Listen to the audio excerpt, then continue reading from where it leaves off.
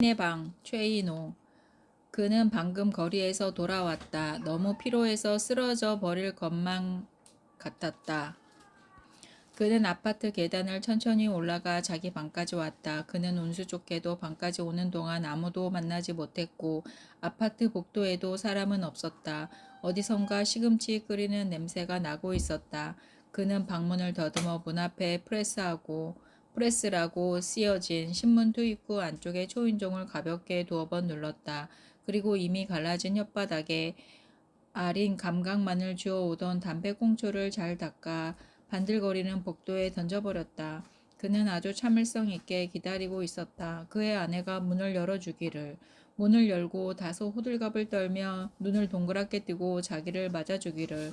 그러나 귀를 기울이고 마지막 남은 담배에 불을 당기었는데도 안쪽에서는 소식이 없었다. 그는 다시 그 작은 철제 아가리 속에 손을 넣어 탄력감 있는 초인종을 신경질적으로 누르기 시작했다. 손끝에 가벼운 경련이 일었다. 그리고 그는 또 기다리기 시작했다. 183쪽. 제기랄 겨우 돌아왔어. 제기랄. 그런데 아무도 없다니. 그는 심한 고독을 느꼈다. 그는 벌거벗은 채 스팀 기운이 새어나갈 틈이 없어 후덥지근한 거실을 잠시 철책에 갇힌 짐승처럼 신음을 해가며 거닐었다. 187쪽. 그는 우선 배가 고팠으므로 부엌 쪽으로 갔는데 상 위에는 밥 대신 빵 몇 조각이 굳어서 종이처럼 딱딱해져 있었다. 그는 무슨 고물을 씹는 기분으로 차고 쭉쭉한 음식물을 삼켰다. 이건 좀 너무한 편인걸. 그는 쉴 새 없이 투덜거렸다. 가끔 망령을 부려 터무니없이 빨리 가서 덜거덕하고 날짜를 알리는 숫자판이 지나가기도 하고 요일을 알리는 문자판이 하루씩 엇갈리기도 했는데 더구나 시간이 서로 엇갈리면 뾰족한 수 없이 그저 몇천 번이라도 바늘을 돌려야만 겨우 교정되는 시계였으므로 그는 화를 내면서 시계의 바늘을 돌리기 시작하였다. 더구나 환장할 것은 손톱을 깎은 후였으므로 그는 이빨 없는 사람이 잇몸으로만 호두알을 깨려는 듯한 무력감을 손톱 끝에 날카롭게 느끼고 있었다. 188쪽. 그는 오랫동안 그 작업을 하였다. 그래서 그는 더욱 지쳐버렸다. 그는 천천히 아픈 다리를 질질 끌며 욕실로 갔다. 욕실 안에 불을 켜자 욕실은 아주 밝아서 마치 위생적인 정육점 같아 보였다. 욕조 안엔 아내가 목욕을 했는지 더러운 구정물이 그대로 담겨 있었다. 아내의 머리칼이 욕조 가장자리에 붙어 있었고 그것은 마치 살아있는 벌레처럼 꿈틀거렸다. 그는 손을 뻗쳐 더러운 물 사이에 숨은 가재 등과 같은 고무 마개를 빼었다. 그러자 작은 욕조는 진저리를 치기 시작했고 매우 빠른 속도로 물이 빠져나가 좀 후에는 입맛 다시는 듯한 소리를 내면서 더러운 때의 앙금을 군데군데 남기고는 비었다. 189쪽. 그는 우선 세면대에 고무 마개를 틀어 막은 후 더운 물과 찬물을 동시에 틀었다. 더운 물은 너무 찼다. 그는 얼굴에 잔뜩 비누 거품을 문질렀고 그래서 그는 마치 분장한 도하역자의 얼치기 바보 같아 보였다. 그는 면도기가 일주일 전 그가 출장 가기 전에 사용했던 그대로 날을 세우고 놓여있는 것을 발견했다. 면도기의 칼날 부분엔 아직도 비누기가 남아있었고 그 사이로 자른 수염에 잔해가 녹아 있었다. 그는 화를 내면서 아내의 게으름을 거리 창녀에게보다도 더 심한 욕으로 힐책하면서 수염을 깎기 시작했다. 수염은 거세었고 뿌리가 깊었으므로 이미 녹슬고 무디어진 칼날로 잘라내기란 용이한 일이 아니었다. 때문에 그는 얼굴 두어 군데를 베었고 그 중에 하나는 너무 크게 베어 피가 배어나왔으므로 얼핏 눈에 띄는 대로 유지 조각을 상처에 밀착시켰다. 189쪽. 그래서 그는 한결 유쾌해졌고 때문에 노래를 부르기 시작했다. 나뭇잎에 놀던 새여 왜 그런지 알 수 없네. 낸들 그대를 어찌하리. 내가 싫으면 떠나가야지. 그의 목소리는 목욕탕 속에서 웅장하였다. 190쪽.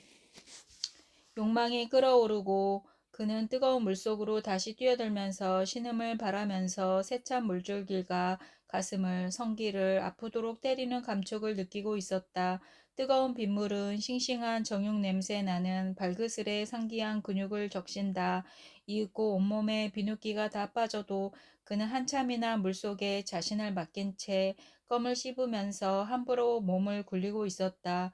피로가 어느 정도 풀리자 그는 물을 잠그고 몸을 정성 들여 닦는다. 그는 심한 갈증을 느낀다. 192쪽. 나는 아내가 다른 여인과 다른 성기를 가진 것을 잘 알고 있다. 그녀의 성기엔 자크가 달려 있다. 그러자 그는 아내의 메모 내용을 생각해내고 스게 웃는다.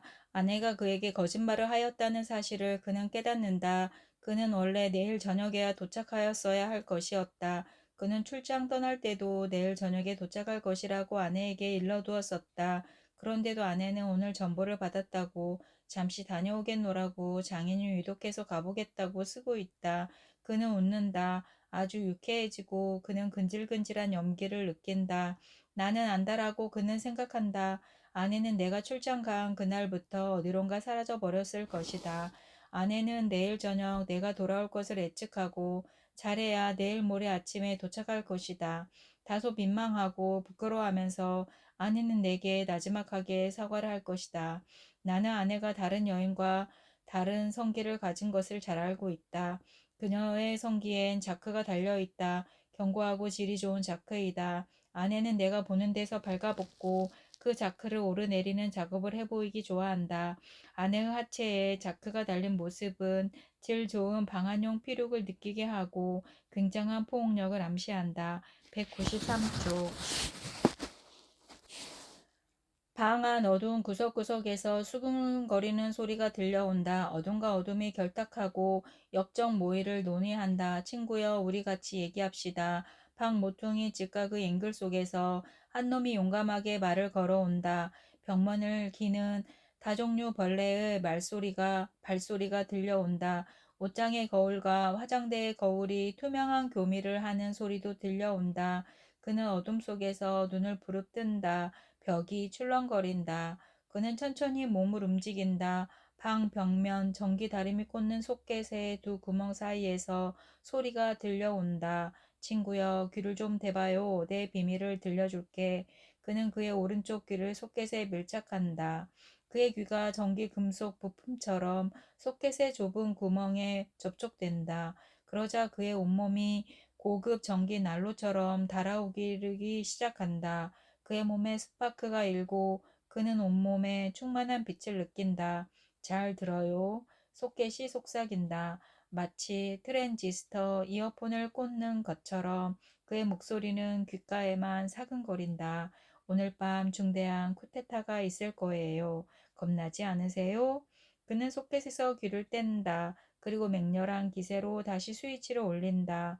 불이 들어오면 이 모든 술렁임이 도료처럼 벽면에 밀착하고 모든 것은 치사하게도 시치미를 떼고 있다. 195쪽.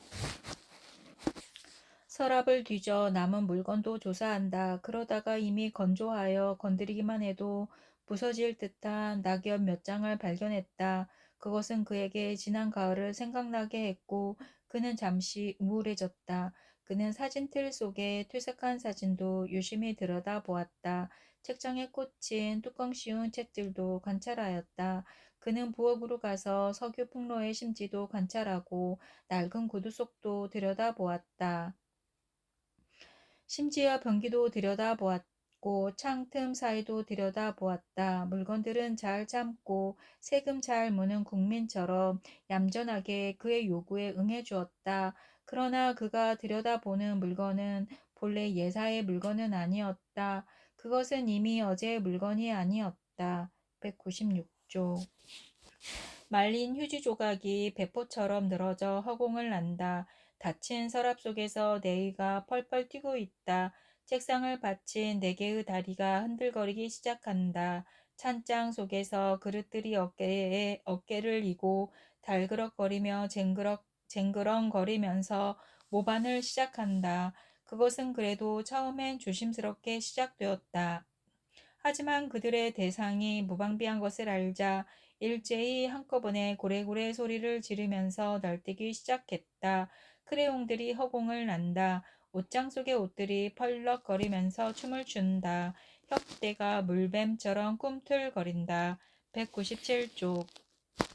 낙숫물이 신기해서 신을 받쳐들던 어릴 때의 기억처럼 그는 자그마한 우산을 펴고 화환처럼 황홀한 그의 우주 속으로 뜨러든 셈이었다. 그는 공범자가 되고 싶은 욕망을 느낀다. 그때였다. 그는 서서히 다리 부분이 경직되어 오는 것을 느꼈다. 그것은 우연히 느낀 것이었다. 처음에 그는 이 방에서 도망가리라 생각했었기 때문에 될 수 있는 한 소리를 내지 않고 살금살금 움직이리라고 마음먹고 천천히 몸을 움직이려 했을 때였다. 그러나 그는 다리를 움직일 수가 없었다. 이상한 일이었다. 그래서 그는 손을 내려 다리를 만져보았는데 다리는 이미 굳어 석고처럼 딱딱하고 감촉이 없었으므로 별 수 없이 손에 힘을 주어 기어서라도 스위치 있는 쪽으로 가리라고 결심했다. 그는 손을 뻗쳐 무거워진 다리, 그리고 더욱더 굳어져 오는 다리를 끌고 스위치 있는 곳까지 가려고 안간힘을 썼다. 그러나 그는 채 못 미쳐 이미 온몸이 굳어오는 것을 발견하였다. 그래서 그는 숫제 체념해버렸다. 참 이상한 일이라고 생각하면서 그는 조용히 다리를 모으고 직립하였다. 그는 마치 부활하는 것처럼 보였다. 그러나 그녀는 곧 잃어버린 것이 없는 대신 새로운 물건이 하나 놓여 있는 것을 발견했다. 그 물건은 그녀가 매우 좋아했던 것이었으므로 며칠 동안은 먼지도 좀 털고 좀 멋이긴 하지만 키스도 하긴 했다. 하지만 나중엔 별 소용이 닿지 않는 물건임을 알아차렸고 실증이 났으므로 그 물건을 다락 잡동사니 속에 쳐 넣어 버렸다. 그리고 그녀는 다시 그 방을 떠나기로 작정을 했다. 그래서 그녀는 메모를 찢어 달필로 다음과 같이 써서 화장대 위에 놓아왔다. 여보, 오늘 아침 전보가 왔는데 친정아버지가 위독하시다는 거예요. 잠깐 다녀오겠어요. 당신은 피로하실 테니 제가 출장 갔다고 할 테니까 오시지 않으셔도 돼요. 밥은 부엌에 차려놓았어요. 당신의 아내가 다인의 방 최인호 끝.